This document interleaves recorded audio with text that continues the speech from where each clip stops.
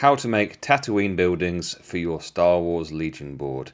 So here it is, something for Star Wars Legion, or they could be used for Far Harad if you liked in MSBG, or anything else you're doing. So I started off by drawing a basic design on the mounting board. This is 3mm MDF. I drew a 5-inch square and then just roughly drew on where some support things and the doorway was going to be. Now for this particular build I'm going to be using XPS foam. So these pieces were 5 inches long and 3 inches high, and then the second ones were just a little bit smaller than that because they were the inside bits, but they formed a 5-inch square. I also bought these polystyrene balls, which you can cut in half with a knife or with a hot wire cutter, as I'm showing here. Really simple. Next I glued down the walls following the lines that I'd drawn, and I recommend that you do draw it out so that you can kind of accurately put these things down, because you'll see here I put them up to the lines, glued them down, and then you see that this one fit absolutely perfectly. Now for the inside ones, just glue along the bottom up to the top, and then the same at the other side there, and then just sliding that piece in and holding it. Now this whole gluing of the walls probably took about 1.5 minutes. It really doesn't take very long. The glue holds really nicely, so XPS foam combined with a glue gun. After putting it together, I realised that my cuts hadn't been perfect, so I just had to shave a couple of millimeters off of the top, which I just did with a sharp knife.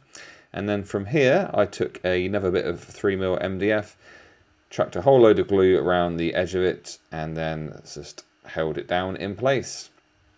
Now, with how we're building it, it doesn't matter if it's not too neat. You see that it's a little bit rough and ready, but with how we're doing it, it's absolutely fine. Then the polystyrene balls, I just glued them again, and you see within seconds it was holding. Next up, I was doing the support things, so I took something of the right height.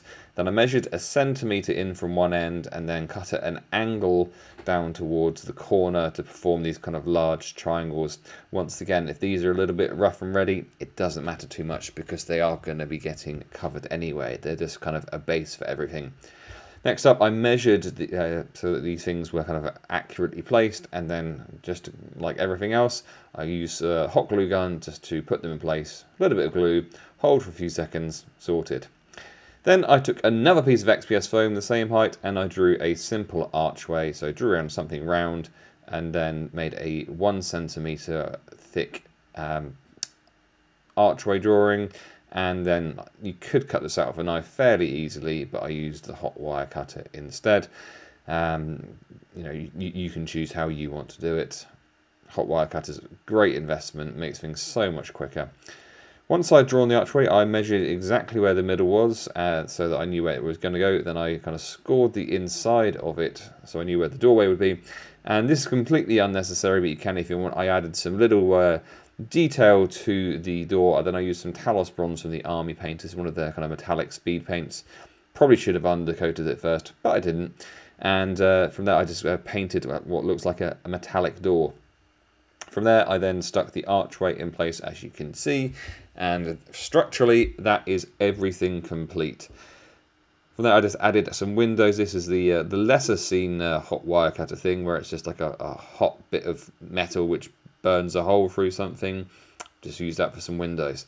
Now here's where I wasted a lot of time. So this is very cheap plaster, and I was trying to make a sandy color using some red and some brown and some yellow, but ultimately it just ended up looking a kind of sandy, dusty, dirty, pinky color, which didn't really work for what I was it wasn't really what I was going for. So I did waste a lot of time with this. But either way, I would recommend that you just do the plaster in white and then paint it.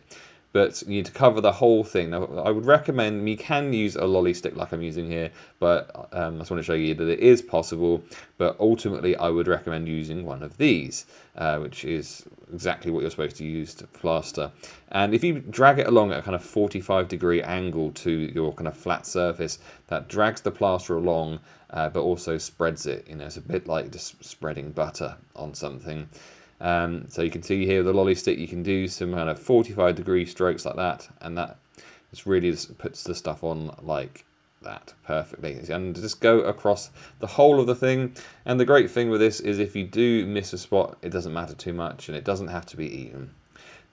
Finishing up here with adding some glue to any bits of foam, particularly the polystyrene balls on top, because I decided that I wasn't happy with the colour, so I was going to spray it with some spray paint just to give it an undercoat. Still wasn't happy with that, so kind of went back to basics, and using this kind of base coat of white, I just covered the whole thing in white paint because the colour hadn't turned out how I wanted. I'm showing you my mistakes as well, so you can kind of not do them.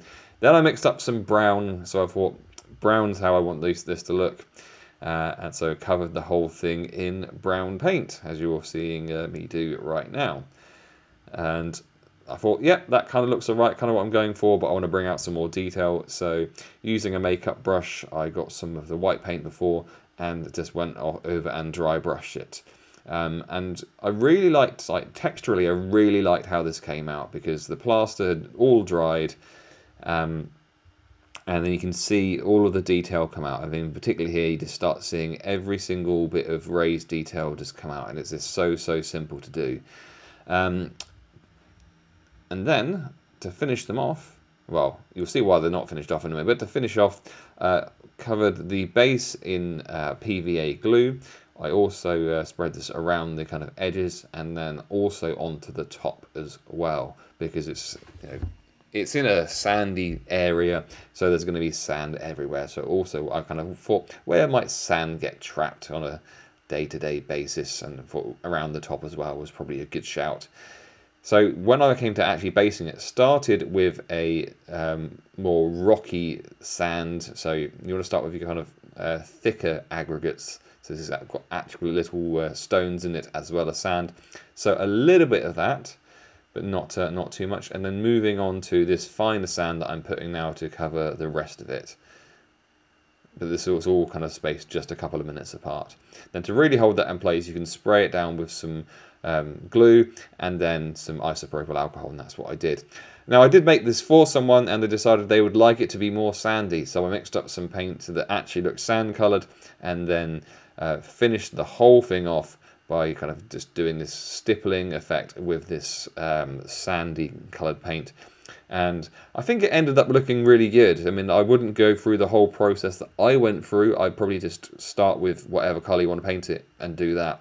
But ultimately, once it's dried, with all of the kind of texture and colour from all of the previous things, I think it ended up looking really decent. So this is what it ended up looking like. So if you like it, please comment and subscribe. Look forward to showing you another video soon. There are going to be more videos on how to make these buildings coming up soon on the channel.